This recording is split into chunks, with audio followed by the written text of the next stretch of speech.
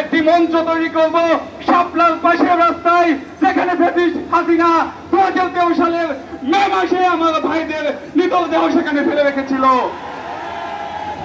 সেখানে হাসিনা এবং মানুষের রক্ত খেকো আওয়ামী লীগের এক একটা কীটকে রাষ্ট্র ফাঁসিতে ঝুলাবে।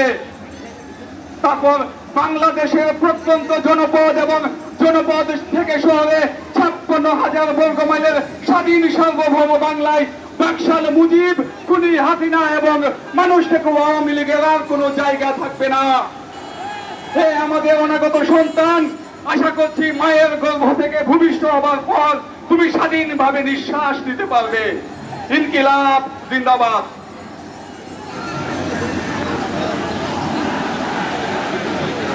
সংগ্রামী বন্ধুগণ, আওয়ামী লীগ শুধুমাত্র জুলাই খুনি হিসেবে পরিচিতি লাভ করে নাই, আওয়ামী লীগ সেই সাপ্লাই গণহত্যা চালিয়ে গণহত্যাকারী হিসেবে পরিচিতি লাভ করেছিল।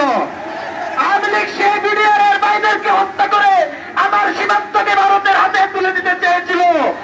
আওয়ামী লীগ আমার সেই